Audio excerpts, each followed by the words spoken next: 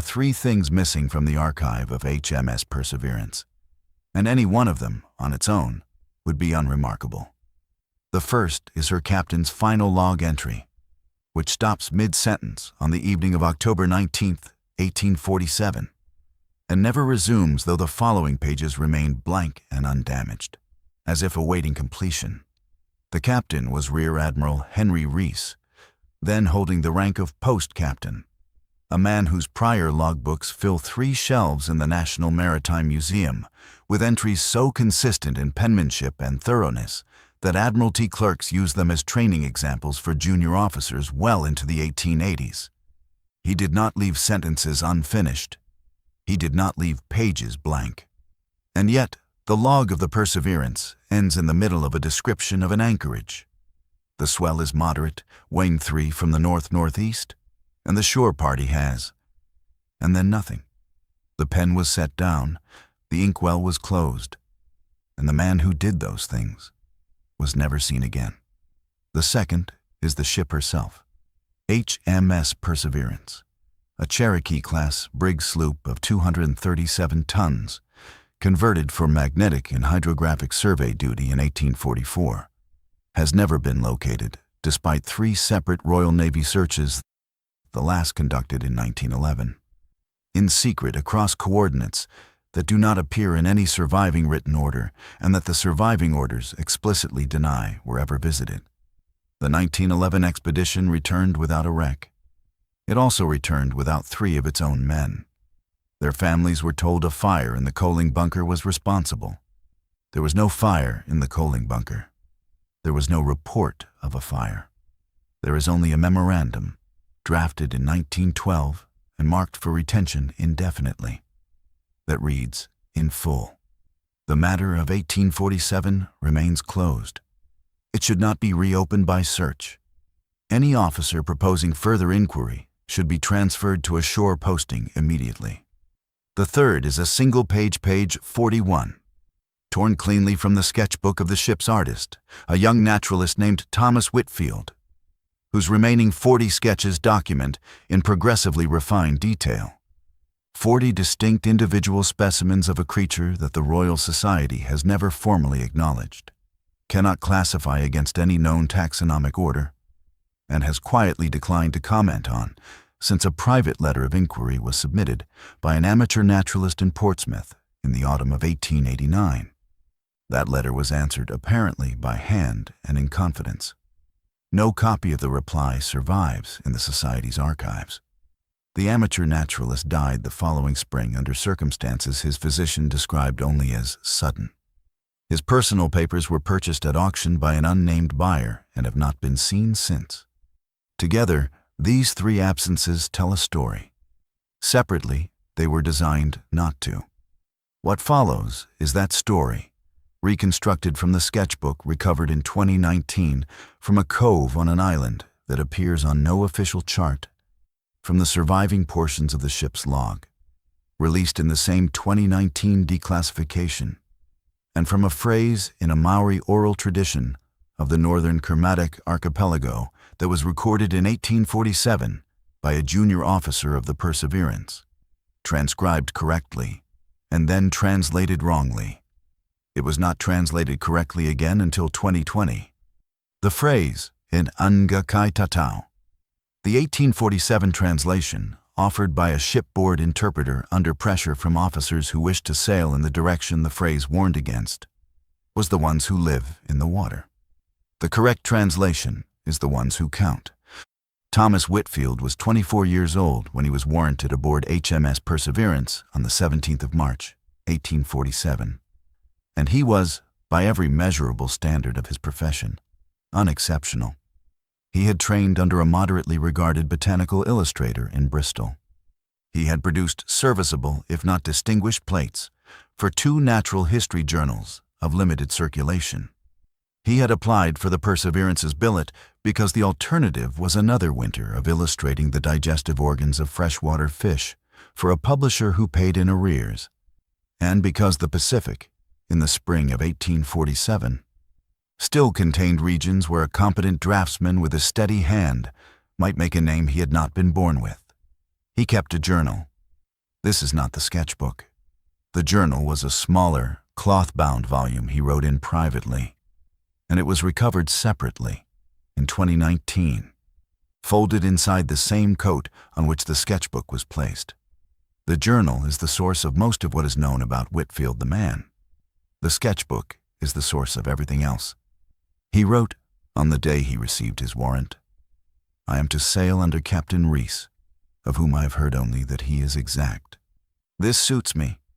I have grown weary of inexactness." He would come to reconsider that preference. The Perseverance's mission, as recorded in her sailing orders, was a magnetic survey of the South Pacific, specifically the region bounded on the west by the Kermadec Ridge and on the east by longitude 170 west. The Royal Navy, in the middle of the 19th century, was engaged in a global campaign of magnetic observation, an effort to chart the Earth's variable pull for the benefit of navigation. And the Perseverance was one of 19 vessels dispatched to fill the map's remaining voids. Her orders were routine. Her instruments were the best available. Her crew, at 118 souls, was slightly under complement for a vessel of her class, but not unusually so. Her captain, Captain Henry Rees, then 41 years old, was, as Whitfield's journal records, exact. He was also, per every surviving assessment by his superiors, a man of unusually rigid intellectual commitments. He believed that native testimony was to be catalogued but not credited. He believed that the sea gave up its secrets to instruments, not to intuition. And he believed, with the certainty of a man who had risen through the ranks by never being wrong out loud, that a captain who took uncharted waters seriously was a captain who took uncharted water safely. The Perseverance left Portsmouth on April the 2nd and rounded the Cape in early June. She resupplied at Cape Town, then at Hobart, then at the Bay of Islands, where on August the 14th she took aboard a Maori interpreter, a man the log records as Wiramu, 30-odd years of age, a whaler by trade, hired at Rees's insistence over the objection of the local missionary who arranged the introduction. The missionary's objection, as recorded in a letter that survives in a mission archive in Auckland, was that Wiramu had lost 2 brothers to a region of the sea Wiramu refused to name in English, and that the missionary considered him an unreliable guide in that direction. Rees hired him anyway. Wiramu spoke English well. He spoke it precisely. He was, in Whitfield's estimation, recorded in a journal entry dated August the 16th, the most careful speaker of my language I have yet met. And I include in that comparison my own father. Wiramu warned them. He warned them on the 3rd day out of the Bay of Islands, when the Perseverance set course south-southeast to begin her survey grid. He warned them again on the 7th day, when the ship crossed the 29th parallel and the wind died. He warned them a 3rd time, formally, in the presence of the captain and the 1st lieutenant on the 10th day. And this warning was recorded in the log, not in Rees's hand, but in the 1st lieutenant's, a man named Aldous, whose handwriting is small and forward-slanted, and who noted the warning in the margin rather than the body of the entry. The margin reads, "W states the waters we approach are governed by NJA kai-tatau," translated by W as the ones who live in the water. W cautions against landfall. Captain thanks W for his counsel. Beneath the margin, in the same small, forward-slanted hand, is a 2nd note. Added later, the ink is a different shade that reads, "W asked me privately this evening whether the captain understood. I said the captain understood as he chooses to understand." W did not respond. Whitfield's journal, for the same day, contains a longer entry. He had spent the afternoon in Wiramu's company, sketching him for a portrait study, and Wiramu had spoken, quietly and at length, about the sea south of the Kermadecs. Whitfield wrote, "W speaks of an island his people do not name.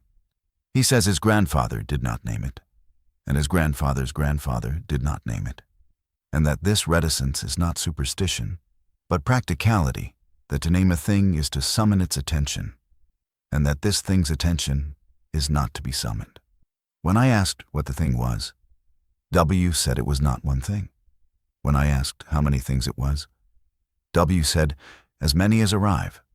I confess I did not understand him, and told him so, and he looked at me with an expression I did not know how to render, and said, "You will?" The Perseverance sailed on. On the morning of October the 17th, 1847, at a position that Rees's log gives with characteristic precision, 32 degrees 4 minutes south, 178 degrees 22 minutes west, the ship raised an island that did not appear on her charts. The island was volcanic, roughly 6 miles across, sheer on its eastern face and terraced on its western, with a low tidal shelf on the southwest coast that Rees identified through his glass as suitable for a boat landing. Wiremu was on deck when the island was raised. The log does not record what he said. Whitfield's journal does. Wiremu said, in English, and audibly enough that 3 officers heard him, "You should turn about now. You are still in water they do not count." Rees did not turn about. He ordered the anchor dropped. The southwest shore of the island was, in the flat, descriptive language of the Perseverance's log, a black sand beach approximately 3/4 of a mile in length, bounded north and south by basalt outcroppings, backed by low scrub and, further inland, by broken volcanic terrain, rising to a central peak estimated at 600 feet. The description occupies 11 lines. It is entirely accurate. It is also, as Whitfield's sketchbook records, entirely insufficient. The first sketch in the sketchbook is dated October the 17th, in the late afternoon of the anchor drop. It shows the beach from the deck of the Perseverance, drawn with the practiced economy of an artist working under time pressure. The composition is competent. The shading is standard. The signature is neat. Nothing about it, on first inspection, warrants the attention that it has since received. On second inspection, the sketch contains 3 details that a naturalist of Whitfield's training would not have drawn unless he had seen them, and would not have seen them unless they were there. The first is the absence of birds. A volcanic island of that latitude and configuration, encountered in the austral spring, should have supported a population of resident and migratory seabirds numbering in the tens of thousands. Whitfield's sketch shows sky. The sky is empty. There are no gulls. There are no petrels. There are no shearwaters. The empty sky, in a draftsman of Whitfield's tradition, is a deliberate act. An artist trained on Buick and Audubon does not fail to draw birds. He draws the sky empty because the sky was empty. The second is the arrangement of the kelp along the tide line. The kelp is drawn in rows, not clumps, not tangles, not the irregular deposition of storm and current rows. Whitfield does not comment on this in his journal for the day of the anchor drop. He would comment on it, obliquely, 4 days later. The rows in his first sketch are, on inspection, evenly spaced. There are 11 of them. The third is a single small mark at the far left edge of the composition, above the northern basalt outcropping, that a viewer without the sketchbook's later pages would identify as a slight thickening of the shadow beneath the rock, an accident of the pencil, or a smudge. With the later pages in mind, it is a head. It is a head positioned to observe the ship. It is drawn at a scale that, if the outcropping is rendered accurately, would give it a diameter of approximately 5 feet. Whitfield did not identify the mark in his journal. He did not, on the 17th, know what he had drawn. He drew what he saw. This is what the trained hand does. It records before it understands. The landing party rowed ashore in 2 boats on the morning of October the 18th. Rees led the first boat with Aldous and 8 Marines. The second boat carried the surgeon, a man named Fenwick, then in his late 50s, on his 9th Royal Navy commission, Whitfield. The ship's cooper, 4 sailors, and the interpreter, Wiremu, whose presence was recorded in the log as at own request. having withdrawn prior objection. The withdrawal of the objection is worth noting. Wiramu had objected consistently from the 10th day out of the Bay of Islands until the moment the island was raised. He objected no further after the anchor was dropped. Whitfield's journal, written that evening, records their exchange in the second boat. I asked W. why he had come ashore, having advised so strongly against it. He said it was too late to advise. When I asked what he intended to do, he said he intended to be counted where he could be seen, rather than counted where he could not. The landing was uneventful. The tide was low. The boats grounded on black sand that Fenwick, the surgeon, later noted in the day's medical journal as unusually warm to the touch, as if recently exposed to sun, though the morning is overcast. The party disembarked, secured the boats, and began Rees's planned reconnaissance Aldous inland to the low scrub, Fenwick and Whitfield along the tide line for specimen collection. The Marines maintaining a defensive perimeter that Rees, per his standing orders in uncharted territory, considered mandatory. Whitfield collected samples. He also drew. The second sketch in the book is dated the 18th.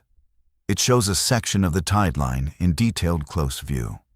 The kelp is present, arranged in rows as in the first sketch, but at this closer scale the arrangement is unmistakable.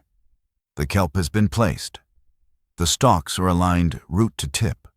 The rows are separated by intervals a walking man could step over comfortably. The intervals are consistent to within perhaps 2 inches. Whitfield wrote in his journal. I showed the kelp to Fenwick. He agreed it was arranged and asked whether I thought a receding tide could produce such regularity. I said I did not think so. He agreed. We did not raise the matter with the captain, as neither of us wished to be the first to say what the arrangement implied. The third sketch, also dated the 18th, is of the bones. The bones were found by one of the Marines, approximately 300 yards north of the landing site, in a depression at the base of the basalt outcropping. They were arranged. Fenwick was called to examine them. His medical journal, in an entry recovered in 2019 in the same declassified dossier, records his examination in a hand that is noticeably less steady than his entry from earlier the same morning. Bones, vertebrae, ribs, portions of long bones, one partial skull. Human. Not recent surface calcification, suggests exposure of decades, perhaps longer. Arranged in 5 groups of 5. The skull is not among the groups, but positioned separately, facing the sea. I did not disturb the arrangement. I informed the captain. Whitfield's sketch of the bones is careful. It documents the arrangement without embellishment. It shows the 5 groups of 5. It shows the skull, facing seaward. In the lower right corner of the sketch, in Whitfield's smallest handwriting, is a single line of annotation. Whose count, and to what number? Rees, according to Aldis's marginal note in the log, examined the bones for approximately 7 minutes, and then ordered the reconnaissance to continue. He did not order the arrangement disturbed. He did not order the bones collected. Aldis's margin, from that afternoon, contains one further note. Captain remarked that natives make such displays. W was standing beside me when he said it. W did not correct him. W looked at me. Whitfield's journal, for the evening of the 18th. I have counted the sketches I made today. 2 of the arrangements are in 5s. The kelp is in rows of 11. Fenwick observed over dinner that the boat count from ship to shore this morning was 5, and that Rees intends 5 more tomorrow to complete the initial surveys before we shift the ship to the northern anchorage. I made this observation aloud to Fenwick, and he stopped eating. Wiramu, seated further down the table, did not appear to be listening. He was listening. The certainty of that final line, he was listening, is the first indication in the journal that Whitfield had begun to understand what kind of story he was inside. He did not yet know the shape of it. He was, however, beginning to count. The morning of October the 19th broke clear and cold, with a low swell running from the south and a wind that Rees's log records as 4 from the east-southeast, steady. The second landing was planned for 8 bells of the forenoon watch. It was, per Rees's stated intention at the officers' breakfast, to complete the western beach reconnaissance and to establish a preliminary magnetic observation point on the low ridge above the northern basalt outcropping. Whitfield was in the first boat. Fenwick was in the second. Wiremu was in neither.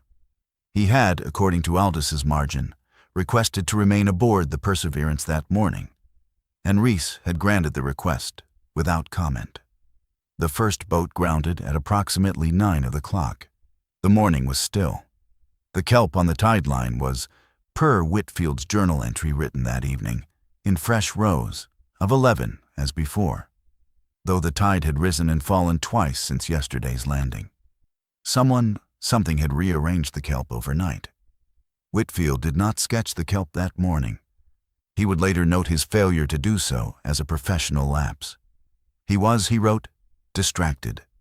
He was distracted because at approximately 9:15, while the Marines were unloading the survey instruments, and Whitfield was setting up his own portable field kit on a flat stone above the tide line, he looked up toward the northern basalt outcropping, the same outcropping his first sketch had shown, with a 5-foot head at its edge, and he saw the head again.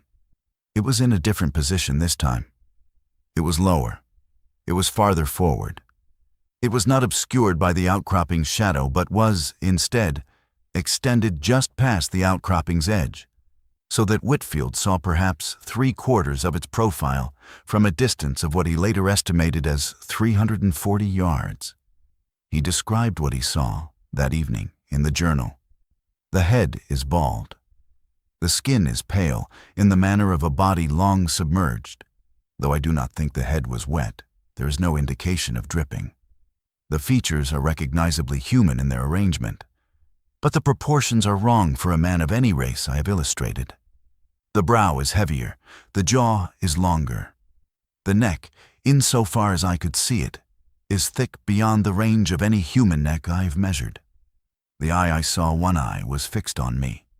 I do not use that word lightly. It was fixed. It was not searching. It knew where I was, and it was looking at me specifically. And it had been looking at me before I looked up. Whitfield did not shout. He did not point. He did not, in his own later assessment, do any of the things a competent field naturalist would be expected to do upon first observing an unclassified large vertebrate. He did one thing. He picked up his sketchbook, which was, by professional habit, always within arm's reach, and he began to draw. Sketch 3 is not the finished drawing. It is a preparatory sketch executed in perhaps 90 seconds, capturing the head in 3/4 profile at the northern outcropping. It is rough. The pencil work is fast. The shading is minimal. But the proportions are locked in. Whitfield had, in 90 seconds, established the essential structural facts of a creature no European naturalist had ever recorded. The head, the neck, the angle of gaze, the scale, indicated by a small notation of the outcropping's height beside the figure. Outcrop 22 feet. Head estimated 5 feet crown to chin. The head was there for perhaps a minute and a half. Then it withdrew Whitfield's word behind the outcropping and did not reappear. Whitfield finished the sketch from memory over the next several hours, working in the boat back to the ship at midday and again in his cabin that evening. The finished sketch 3, as it appears in the recovered sketchbook, is a careful, complete study of a head that no zoologist has been able to categorize.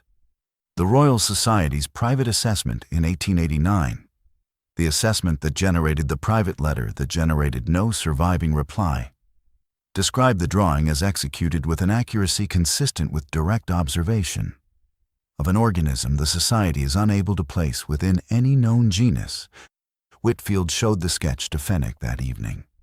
Fenwick, per Whitfield's journal, looked at the sketch for approximately half a minute in silence, then asked one question: "How far from you?" Whitfield answered. Fenwick said, "Show it to the captain."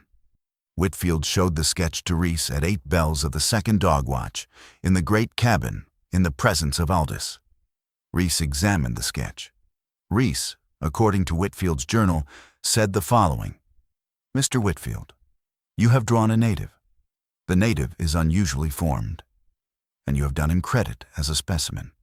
In future, when observing a native at 300 yards, you will inform the Marines rather than your sketchbook. That is all." Whitfield went to his cabin. He wrote in the journal, "He does not see it. I do not mean he is wrong. I mean he does not see it.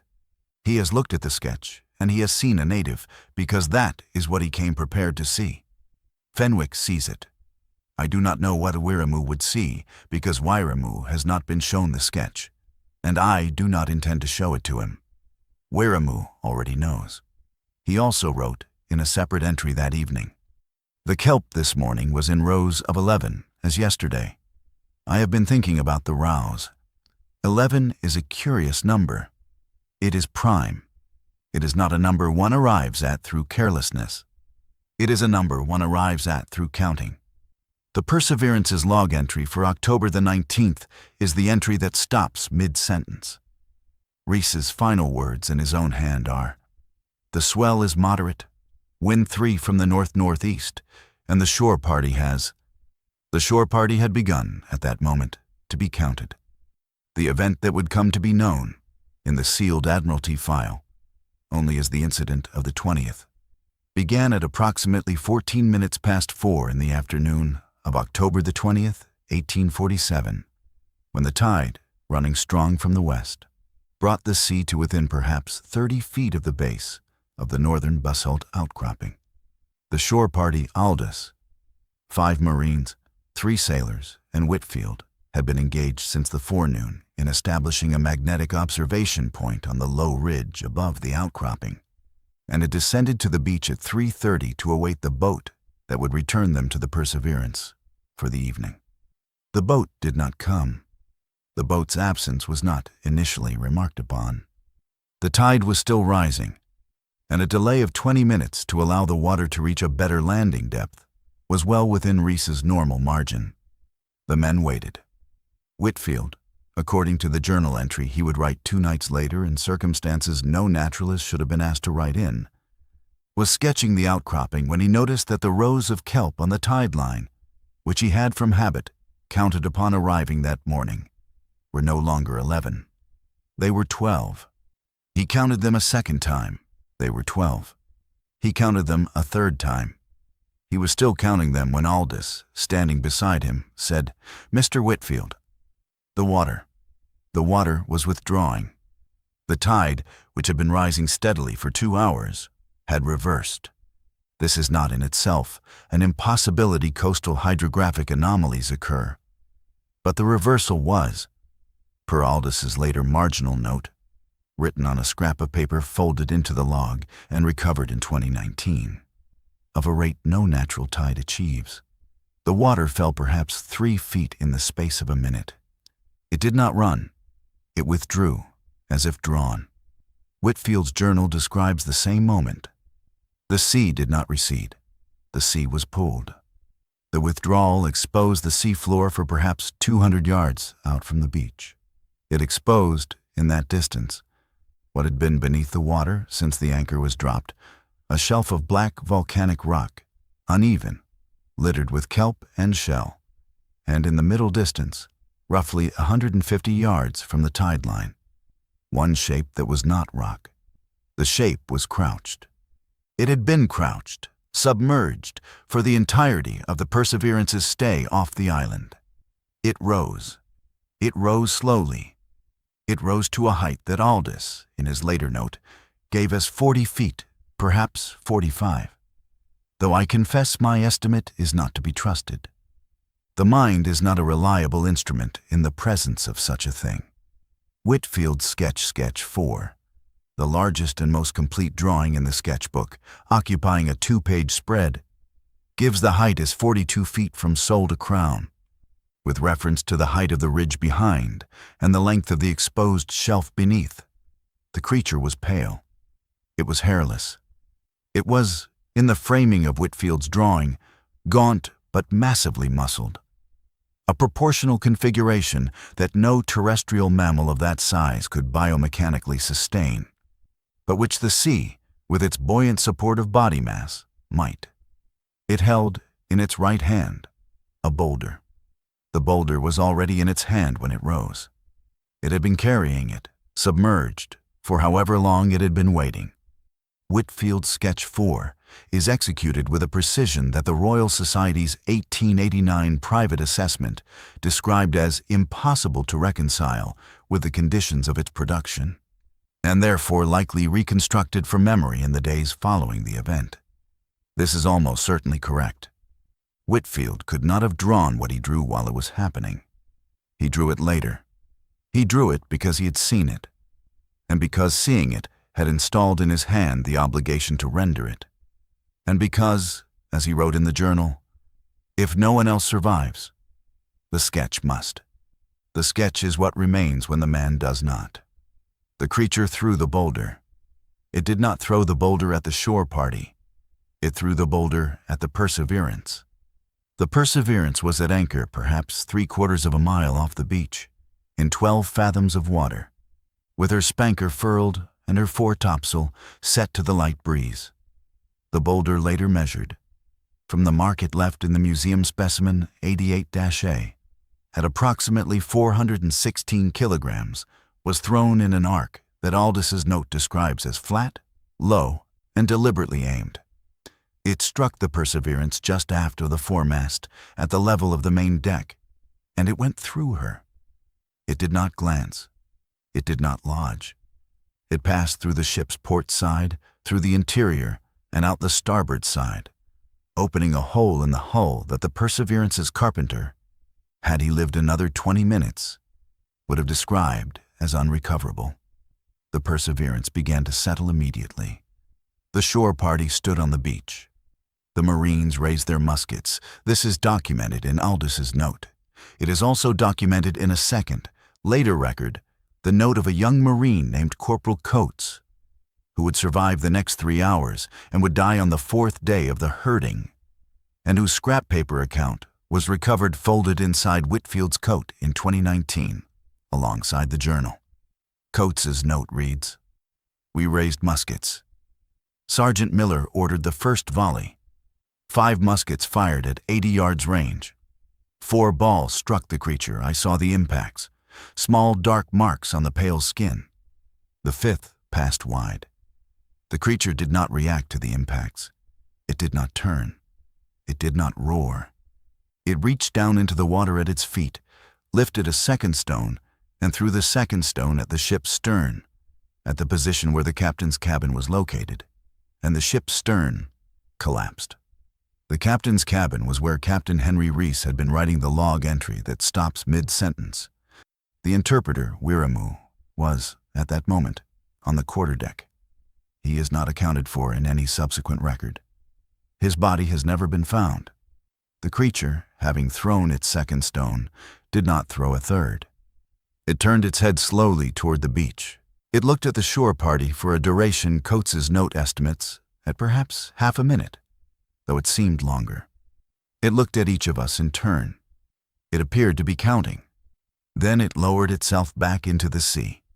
The water rose. The Perseverance, listing heavily and settling by the stern, drifted approximately 2 cables to the north and disappeared beneath the surface at approximately 5 of the clock.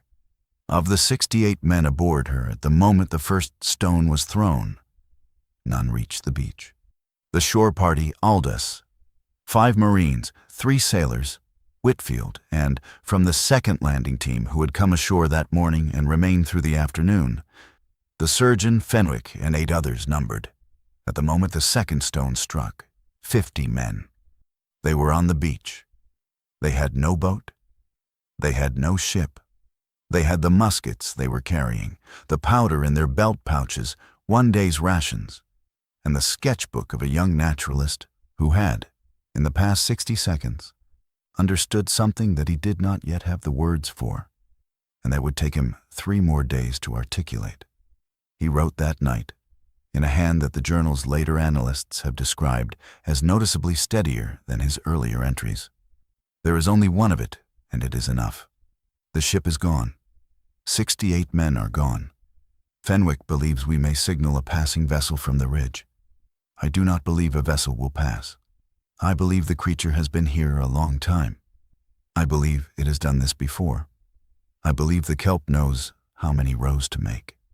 At the bottom of the page, in his smallest hand, is a single further line. 50. We are 50. I will draw 50 things tomorrow, and I will see whether the number holds. The number did not hold. By the following evening, they were 41. The morning of the 21st dawned overcast and cold. The shore party had spent the night on the beach in a defensive posture that Aldous, now the senior surviving officer and functioning as acting captain of a command that consisted of one beach, had organized with the discipline of a man refusing to consider his situation in aggregate. He had assigned watches. He had rationed the salt beef. He had ordered the muskets checked and reloaded. He had done, in short, everything a competent first lieutenant does when his ship is gone, because the alternative was to do nothing. And doing nothing was not, for men of Aldous's training, a survivable posture. Fenwick had assisted him. Fenwick's medical journal, recovered in fragments in 2019, contains a single entry for the night of the 20th. 9 casualties by drowning, presumed. 41 men remained fit for duty. 9 unaccounted. I do not understand why I write 9 unaccounted when I have listed 41 and the party at nightfall was 50. My arithmetic is correct. The count is correct. I have listed 41 names because there are 41 men present. There is no accounting for the other 9. They did not drown. They were with us at nightfall. The 9 men had gone missing in the night. They had gone missing quietly. There had been no shout, no struggle, no disturbance recorded by any of the men on watch. The watches had been 3-man rotations of 2-hour duration, and each rotation had, upon relief, reported nothing. And yet by dawn, on the 21st, 9 of the 50 were gone, and the beach was empty of any sign of their passage, no footprints leading inland, no signs of dragging, no blood, no torn cloth. The men were simply not there. Whitfield began sketching at first light. Sketch 5 is dated the 21st. It is a study of the northern basalt outcropping in the pale gray morning light. It shows the outcropping. It shows, standing above the outcropping in a posture of attentive stillness, a figure. The figure is not the figure from the previous day. The proportions are different, the shoulders narrower, the head more elongated, one arm noticeably longer than the other in a way that suggests old injury. Whitfield's small annotation in the corner reads, "Not the first? Second. Scar left shoulder, 11 feet est, height standing, crouched." Sketch 6 is dated the 21st later. It shows a figure at the southern basalt, outcropping a different figure again, shorter than the first 2, with a heavier build and a distinctive break in the line of the jaw. Whitfield's annotation, third, jaw, 8 feet crouched. Sketch 7, also the 21st. Fourth, north ridge, crown notch. Sketch 8, fifth, tide edge, long neck. Sketch 9, sixth, behind driftwood, eyes different color. By the end of the first full day of counting, Whitfield had documented 11 distinct individuals, each drawn from a separate vantage, each with distinguishing anatomical features that no naturalist could reconcile with the possibility of a single creature returning 11 times. He showed the sketches to Fenwick that evening. He showed them to Aldous. Aldous, according to Whitfield's journal, examined the 11 sketches for a long time in silence and then said, "You are certain these are different individuals?" Whitfield answered that he was certain. Aldous said, "Then we are not being observed by one creature. We are being observed by a population." Fenwick, according to the same journal entry, said nothing. Fenwick was staring at sketch 9. Sketch 9 showed a figure standing partially concealed behind a piece of driftwood at the tide line, in a posture that any naturalist trained in observation of large ungulates would recognize a posture of counting a herd. The creature was, in Sketch 9, extending the fingers of one hand in a sequence, and Whitfield had drawn the sequence, and the sequence was clearly a count. Fenwick, after perhaps a minute, said, "It is telling the others how many of us are left." Whitfield wrote, that night, "I have believed, for 2 days, that we were being watched by a monster. I have believed, for 1 day, that we were being hunted by a monster. Tonight, I understand that we have not been hunted at all. We have been inventoried. Each of them takes a section of the shore. Each of them counts. They compare. Fenwick is correct. The count is being aggregated. We are being aggregated. I do not know what for." He also wrote, in a passage that has been widely quoted in the small circle of scholars permitted access to the sketchbook since 2019. "Wiremu warned us that we would understand. I understand. Ngā kai-tatau. It is not the ones who live in the water. It is the ones who count. And what they count, and to what number, is not a question I can answer. But I know now that they are not counting us to know how many of us there are. They are counting us to know how many of us are missing. The count is not our census. The count is the difference between our census and their expectation." Aldous, on the 21st, made a decision that has been the subject of every subsequent analysis of the Perseverance incident. He decided, on the evidence of Whitfield's sketches, that the shore party must move. The beach was open. The beach was exposed. The beach was, as the previous night had demonstrated, not defensible against whatever mechanism had removed 9 men in silence. Aldous' plan, communicated to the surviving officers at nightfall on the 21st, was to move the party inland at first light on the 22nd, to the high ground above the northern outcropping, where the terrain was broken and defensible and where signal fires could be maintained. Fenwick concurred. Whitfield, per his journal, did not concur, but did not voice his non-concurrence. He wrote, "The high ground is what they wish us to reach. I am certain of it. Every route off this beach that is not through the sea leads to the high ground. The northern outcropping has been watched by them since we landed. The southern outcropping is untenable, steep, exposed, offering no cover. The inland approach through the scrub is possible but slow. The high ground is the only rapid route to elevation. Therefore, the high ground is prepared." I do not know how to explain this to Aldous. I do not know that Aldous would hear me. He is doing what he has been trained to do. He is defending high ground. He does not understand that the high ground has been chosen for us. At the bottom of the 21st's journal entry, Whitfield added a small note in his smallest hand. "Sketches today, 11. Number of the observed, 11. Same as the rows." The count had begun to correlate. They moved on the morning of the 22nd. The move to the high ground took approximately 4 hours. Aldous led. Fenwick followed with the wounded 2 men had been injured in the shipwreck and had been carried through the night, and Whitfield walked with a rear guard, sketching whenever the column paused to negotiate broken ground. The route, from the beach to the ridge, followed the only navigable draw through the volcanic terrain, a shallow gully choked with scrub, running approximately northeast from the beach to the ridgeline, with basalt walls of increasing height as the party ascended. Whitfield counted as he walked. He counted the rows of kelp that had been placed overnight at each of the 3 natural stopping points along the route points where the terrain flattened and a party would naturally pause. There were rows at each stopping point. There were, at the first stopping point, 13 rows. At the second, 21. At the third, 29. Fenwick and Whitfield conferred at the second stopping point. Fenwick asked whether the numbers meant anything. Whitfield said he did not yet know, but was noting them. Fenwick asked what he suspected. Whitfield said, per his journal, I told F that I suspected the numbers were not for us. He asked what I meant. I said the numbers were not a message to the party.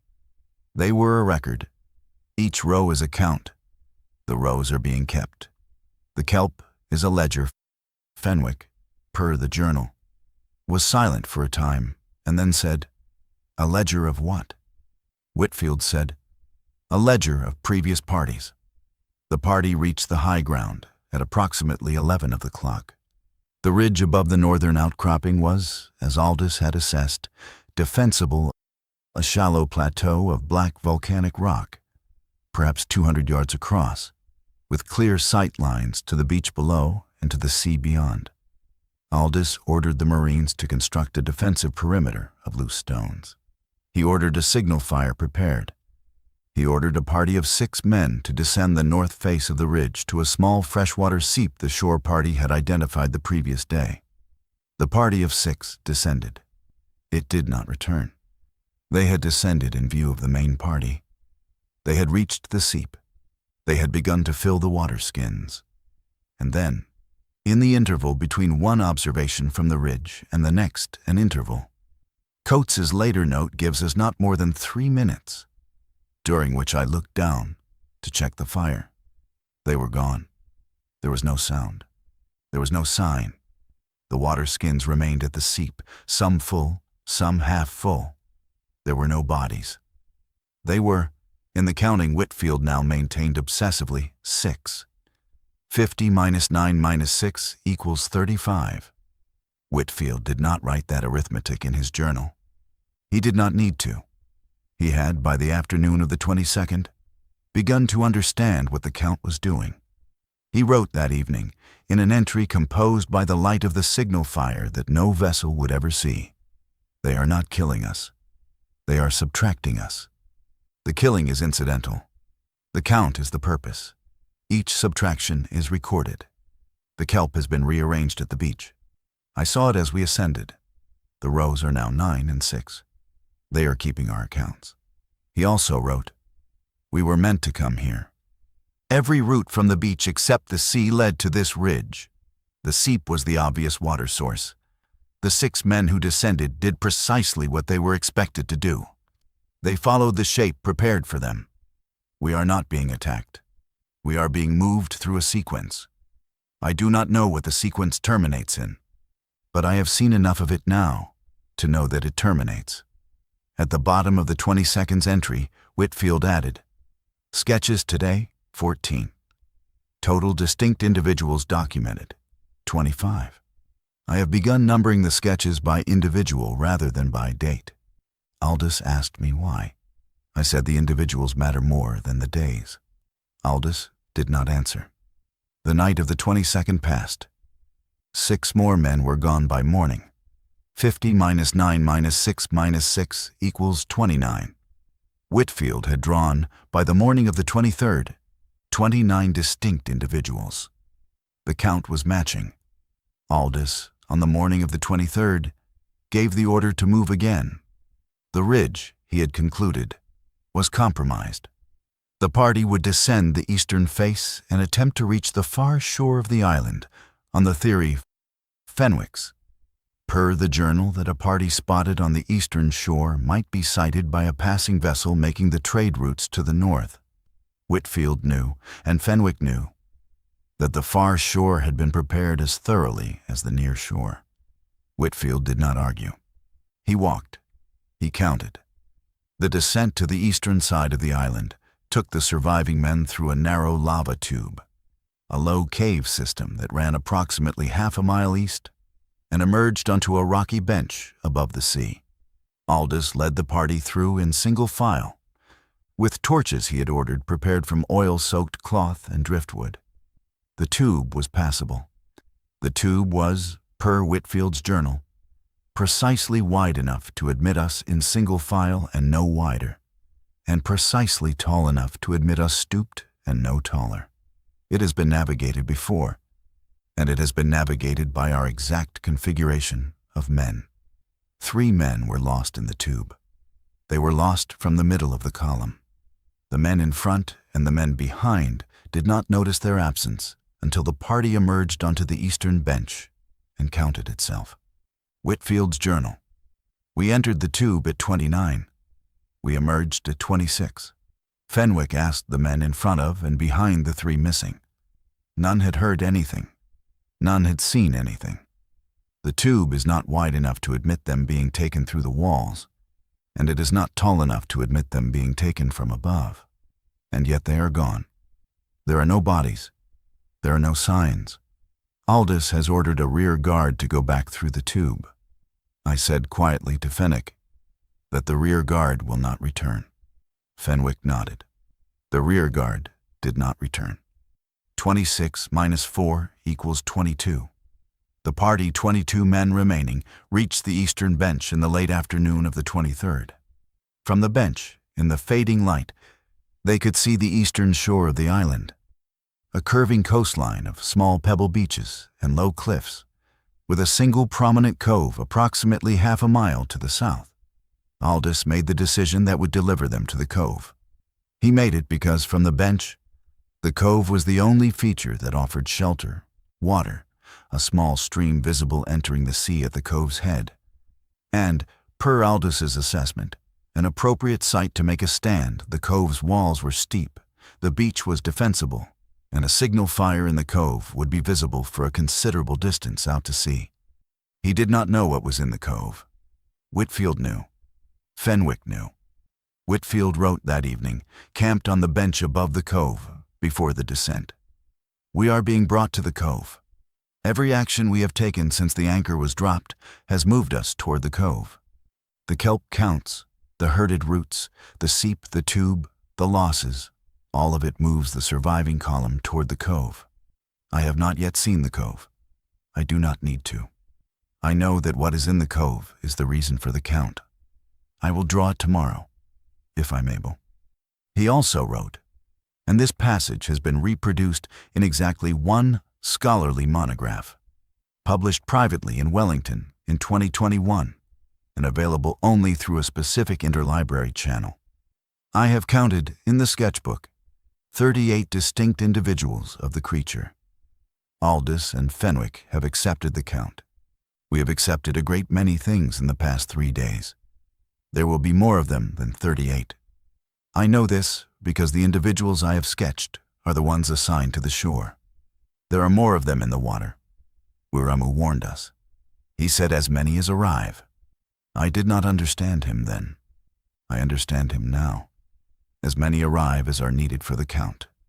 The population is proportional to the load. At the bottom of the page, we arrived 118. We are 22. The count so far is 96. There will be 21 more.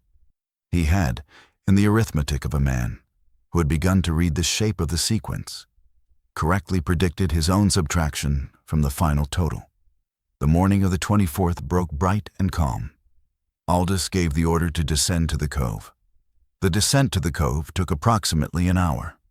The path for it was a path, as Whitfield noted in the journal, worn into the rock by traffic that no living species of the island's fauna could plausibly have created, descended in switchbacks from the eastern bench to the cove's head, emerging beside the small stream that fed the cove from the interior. The party moved carefully. Aldous held a musket forward. Fenwick walked with Whitfield. The remaining Marines held the flanks. They reached the cove floor at approximately 9:30. The cove was as Whitfield's journal would record, and as the 2019 shore survey would independently confirm, approximately 300 yards long, curving in a shallow crescent, walled on both sides by black basalt cliffs rising to perhaps 60 feet. The floor was pebble, sloping gently to a beach of coarse sand at the cove's mouth, where the sea entered through a narrow opening perhaps 40 yards across. The stream ran along the northern wall, emptying into the sea near the mouth. The light in the cove, filtered by the surrounding cliffs, was cold and even. The cove contained the dead. There is no useful way to describe what the cove contained, except in the language Whitfield used. And Whitfield used the language of a man whose profession had trained him to catalog. He wrote in the journal entry composed that evening in a place I will describe in a moment, The cove is arranged in formations. Each formation consists of the preserved remains of a party of men in the dress of the period of their arrival, laid out in the posture of a landing column facing inland. The remains are, I do not know the word for what they are. They are not skeletons. The soft tissue is preserved, though desiccated, in the manner of bodies that have been kept in cold and dry conditions for very long periods. The uniforms are intact, though faded. Each formation is separated from the next by a distance of perhaps 20 yards. The formations are in chronological order from the mouth of the cove inward, oldest at the mouth, most recent nearest the stream. He then listed the formations. His list, as it appears in the sketchbook Sketch 31, which is not a drawing but a written inventory in his own hand, occupying a full page, reads: Formation 1, nearest mouth. Dress of a type I do not recognize. Bronze weapons, long spears, 12 men. Formation 2, Roman legionary equipment, 20 men. Formation 3, Polynesian, of a style Wiremu described to me once, 14 men. Formation 4, Chinese, per the fragments of silk and the character on a plaque, 30 men. Formation 5, Portuguese, 16th century by the armor, 41 men. Formation 6, Spanish, 17th century by the equipment, 60 men. Formation 7, Dutch, late 17th century, 22 men. Formation 8, French, likely 18th century, 19 men. Formation 9, British, mid-18th century by the coat, 28 men. Formation 10, Russian, late 18th century, 35 men. The list continued. Whitfield had counted 18 formations before Aldous, standing beside him, said quietly, "There is a space prepared." The space was after Formation 18. The space was empty. It was clean. The pebbles within it appeared to have been sorted from the pebbles surrounding it, laid in a regular pattern that Whitfield's later sketch would render as a rectangular area of perhaps 30 by 10 yards, oriented to face the cove's mouth. Beside the empty space, at the position where a landing party's officer would traditionally stand, was a single carved stone marker of a size to match the officer's position in each of the 18 preceding formations. Aldous walked to the empty space. He walked to the position where he would stand. He stood in it. He did not speak for perhaps half a minute. Then he said, in the flat, quiet tone Whitfield's journal would later describe as the voice of a man arriving at the end of his profession, "Mr. Whitfield, draw everything." Whitfield drew. He drew for the remainder of the morning. He drew each formation in careful sequence. He drew the empty space. He drew the carved markers. He drew in a passage of the sketchbook that occupies 4 full pages, and that no zoologist has ever fully explained. The small placements around each formation, small piles of stones, small arrangements of shells, small carved objects that were, in Whitfield's assessment, offerings placed by the count-keepers, not by the counted. Each formation had them. Each was slightly different. The men, as Whitfield drew, moved through the cove. Fenwick examined the older formations. Aldous walked the length of the cove twice, then a third time. The Marines held position at the cove's head, watching the path down from the bench. The morning was silent. The sea, at the cove's mouth, ran quiet. They were not attacked in the cove. This is important. They were not attacked in the cove. The cove was, in Whitfield's later analysis, not a killing ground. The killing had been done on the way. The cove was the deposition site. It was the archive. At noon, or thereabouts, Fenwick found the carved stone. The carved stone was set into the northern wall of the cove at approximately eye level, and it was engraved in a language none of the party could read, with what appeared to be a list. The list was long. The list was in columns. Each column, on inspection, contained a series of tally marks, in groups of 5, followed by what appeared to be a symbol denoting a formation number, followed by another series of tally marks, The columns totaled, Fenwick counted, per Whitfield's journal, 143. There were 143 columns. Whitfield had counted, on his approach, 18 formations visible in the cove. The discrepancy, 143 columns, 18 formations, is the single most debated element of the Perseverance record. The 1889 Royal Society letter attempted an interpretation. The 2021 Wellington monograph attempted another. Neither is definitive. The most commonly accepted reading, offered by the 2020 retranslator of the Māori phrase "ngā kai-tatau," is this: 18 formations were visible. 143 formations had been counted. 125 had been removed. Where they had been removed to is not known. By whom they had been removed is not known. Why the 18 most recent had been retained on display is not known. What is known is that Whitfield, upon seeing the carved stone and hearing Fenwick's count, sat down beside sketch 32 and wrote in his journal the following: "We are the 19th formation. We will be here for a time. Then we will be moved." The count continues. He also wrote, "I have seen this morning my 39th distinct individual. She stood at the cove's mouth in the shallows, watching us enter. I say, she. The anatomical distinctions were unambiguous, though I will not describe them here. She was taller than the others. She was, I think, the one who counts the count keepers. She was watching me draw. Aldous did not order a defensive perimeter that afternoon. There was no purpose in it. He ordered the surviving men to rest. He ordered Whitfield to keep sketching. He ordered Fenwick to record every detail of the formations that a naval surgeon's training might illuminate. He asked no one to hope. Whitfield wrote, in the last long entry of the journal, "Aldous asked me this evening whether I believed we would leave. I said no. He asked what I believed would happen. I said I believed we would take our positions in time when the count required it. He asked whether I resented it. I found I did not. I have spent 3 days understanding a thing that no man of my nation has understood, and I have documented it as well as any man in my profession could. I am tired. Fenwick is tired. The Marines are tired. The count is 19 formations old. It has been kept for a very long time.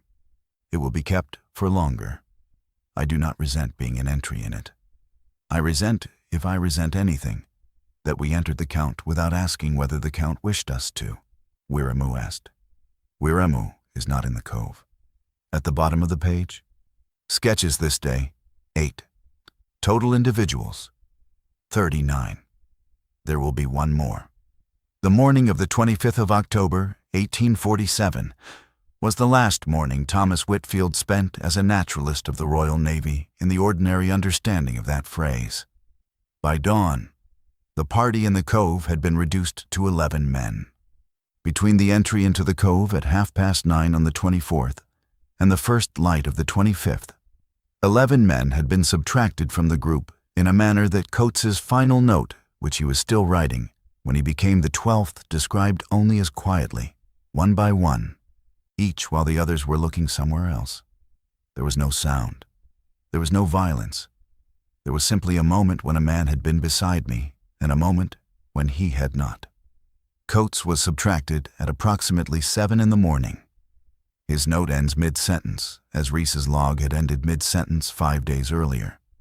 This is not a coincidence in Whitfield's later reconstruction. It is a signature. The count keepers ended their subjects mid-sentence. It was, Whitfield understood, a formal aspect of the practice that terminated entry, the interrupted record, the closed inventory that would forever refuse to close. By 8 o'clock on the 25th, 3 men remained: Aldous, Fenwick, and Whitfield. Aldous, at some point in the night, had made a decision. He had put on his full dress uniform, which he had carried through the descent, folded into his pack, for reasons Whitfield would only understand, upon seeing him wear it, and had taken his position in the empty space of the 19th formation, at the officer's marker. He stood there. He did not speak. He waited. Fenwick, per Whitfield's final journal entry, sat with Whitfield near the carved stone. Fenwick had not put on any different clothing. Fenwick, unlike Aldous, was not a man for whom the appropriate posture was formal. Fenwick was a man for whom the appropriate posture was to sit beside the man drawing and to make sure the drawing was completed. Whitfield drew. He drew that morning the largest and most detailed sketch in the book. Sketch 40. It occupies a 2-page spread.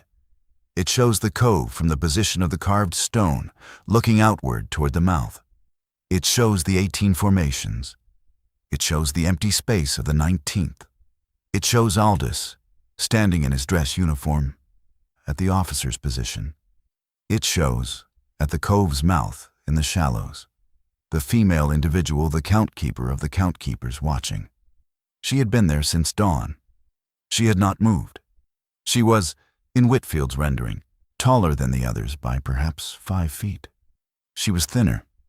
Her eyes, Whitfield had noted this in the previous day's sketch, and confirmed it now, were not the same as those of the others. They were paler, larger, and they held in the drawing an attention that any viewer of the sketch understands, without needing to be told, is not the attention of a predator. It is the attention of an accountant. Whitfield finished sketch 40 at approximately 9:30. He turned the page. He began sketch 41. Sketch 41 was to be, in Whitfield's stated intention as recorded in the margin of sketch 40, the reference standard, the subject in full, the specimen at rest, a formal frontal portrait of the female.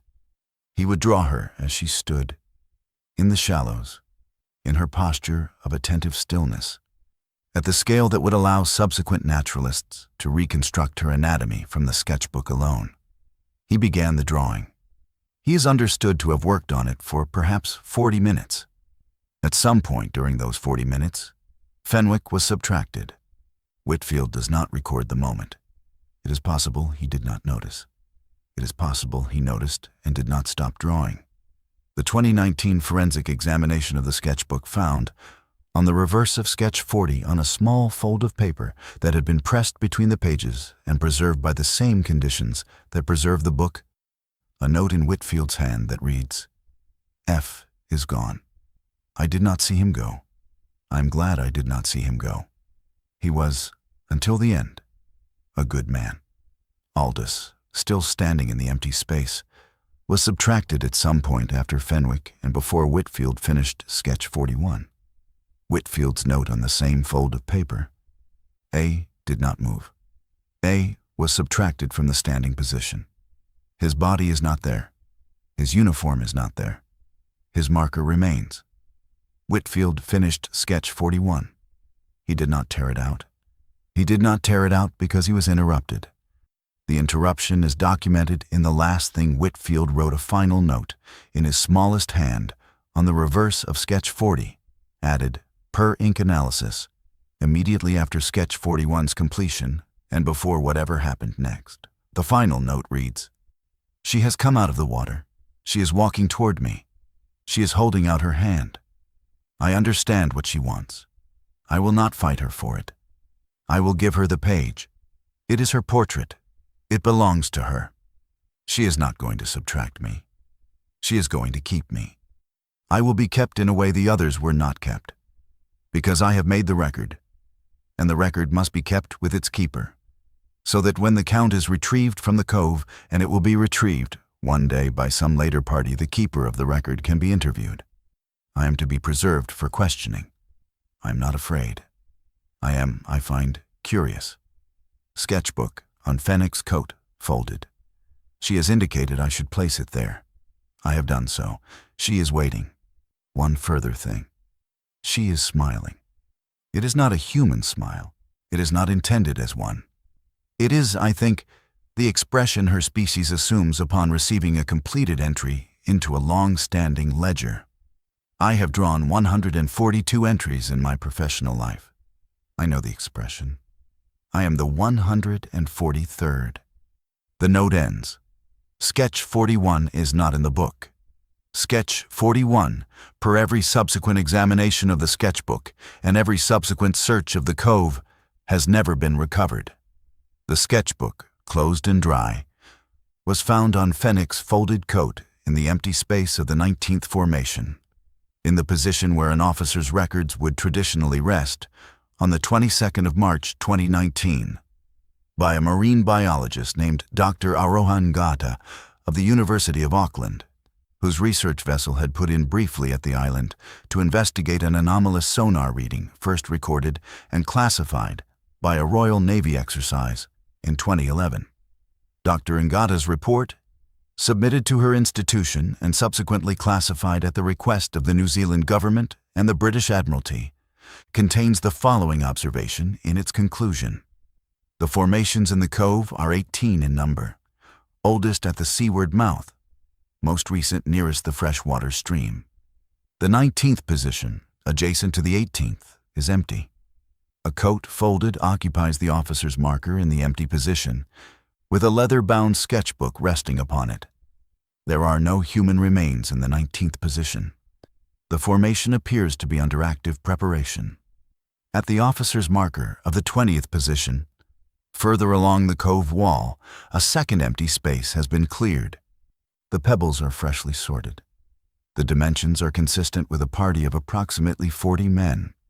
No coat or artifact has been placed in that position. The formations are ordered, dated by inference, and continue to be maintained. Dr. Ngata did not stay to complete her survey. Her research vessel weighed anchor within 4 hours of the sketchbook's recovery. She would later state, in a communication to a colleague that was not intended for publication and which was published anyway in a redacted form, that her decision to leave was not made by her. The decision, she said, was made when she was informed by her expedition's diver, a man who had entered the water at the cove's mouth to photograph the seabed that he had seen, standing in the shallows at a depth of perhaps 20 feet, watching him work, an individual matching the description Whitfield had rendered in sketch 40. The individual, per the diver, had raised one hand toward the diver, extended the fingers in a specific sequence, a sequence the diver, upon subsequent research into Whitfield's journal, was able to identify, and then lowered the hand. The sequence, per the diver's identification, was a count. The count, per the diver's identification, was of 5. The research vessel, at the moment the sequence was made, carried a crew of 5. The sketchbook of Thomas Whitfield, warranted artist and naturalist of HMS Perseverance, is currently held in a controlled environment archive at the National Maritime Museum in Greenwich, catalogued but not on public display. It contains 40 finished sketches, one page torn out at position 41, and a folded scrap of paper on the reverse of sketch 40 containing 4 notes in Whitfield's hand. The ship's log of HMS Perseverance, recovered in fragments in a separate 2019 declassification, is held in the same archive. The final entry, in Captain Henry Rees's hand, ends mid-sentence on the evening of October the 19th, 1847, with the words, "The shore party has." The specimen catalogued as 88-A in the reserve storage of a certain Royal Museum in London, a volcanic boulder weighing 416 kilograms, bearing 4 impact marks consistent with grip pressure from a 5-fingered hand, approximately 11 times the size of an adult human's, is still there. The 2003 conservator's report on its markings has not been published. The boulder itself was not moved. Movement of the specimen, per an internal museum memorandum dated 2004, is inadvisable. The Māori phrase, ngā kai-tatau, has, since its 2020 retranslation, been quietly integrated into the standard reference materials of the Northern Kermadec oral tradition. The corrected translation, the ones who count, is not disputed. What is disputed, in the very small academic circle that discusses these matters at all, is what precisely they are counting toward, and whether the count is finite. The 2011 Royal Navy exercise that first recorded the anomalous sonar contact south of the Kermadec did not release its data. The 3 officers of that exercise who requested further investigation were transferred to shore postings within the calendar year. The pattern is consistent with the 1912 memorandum. The pattern is consistent with a policy that has been in continuous operation per the archive since 1849. Dr. Aroha Ngata's 2019 report has been quietly circulated on paper to a small number of academic and governmental recipients in New Zealand, the United Kingdom, and Australia. It has not been published. It will not be published. The reasons given, when reasons have been given, involve the sensitivity of the coordinates, the delicacy of the diplomatic questions, and the potential for public alarm. The reasons given are not the reasons. The reason is the 20th formation. The pebbles in the 20th position, per Dr. Ngata's report, were freshly sorted. The space had been cleared. The dimensions were consistent with a party of approximately 40 men. No party of approximately 40 men had visited the island between the Perseverance in 1847 and Dr. Ngata's arrival in 2019.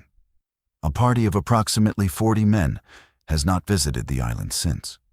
The count keepers, per the correlation Whitfield established in his journal and per every subsequent analysis of the Perseverance material, prepare the formations in advance of the arrival of the counted. The kelp is arranged in the rows of the correct number. The route inland is prepared. The tube is measured. The cove is cleared. The empty space is dimensioned. The officer's marker is set. Somewhere, a party of approximately 40 men in some configuration of nationality, service, or expedition is being prepared to arrive. They have not yet arrived. They will. There is one final matter, and it is the matter that returns us to the 3 absences with which this account began. The first absence, Rees's final log entry, stopped mid-sentence, is accounted for. He was subtracted while writing. This is what the count keepers do to entries they are closing. His body, if it survives, is in a formation that has been removed from the visible cove, one of the 125 formations tallied on the carved stone, but no longer present in the display.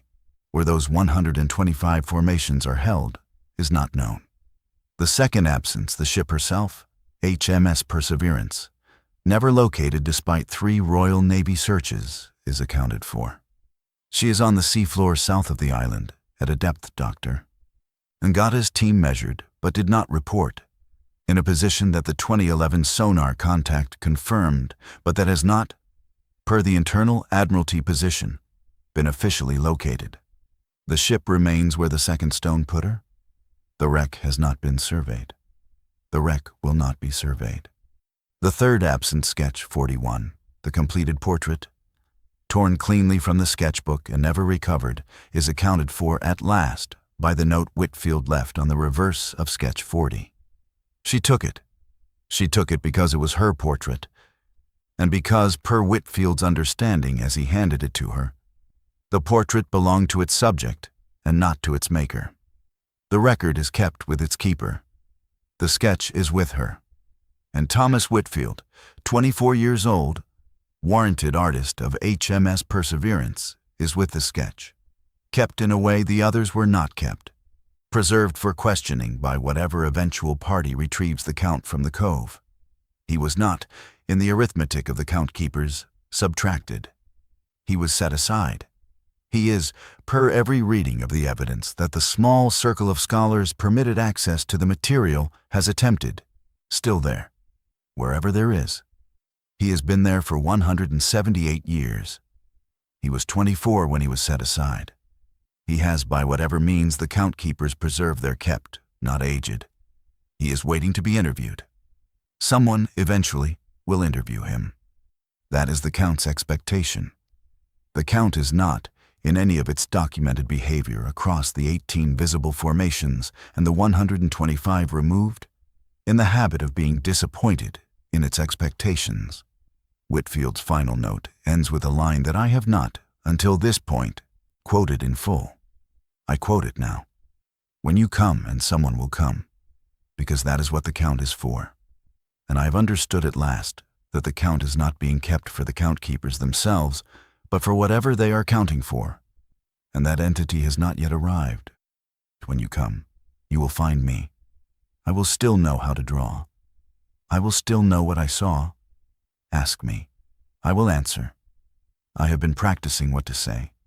I have had, I expect, a very long time to practice. The tide runs high in the cove at 3 o'clock in the afternoon. It is the best time to arrive. She will be waiting at the mouth. She is patient. She has been patient for 143 counts. She will be patient for one more. Do not bring 40 men. Bring one. She only needs to count you once. The sketchbook of Thomas Whitfield is closed. The archive is quiet. The count continues. The tide, on the day I finish writing this, is running high in the cove. It is not yet 3 o'clock.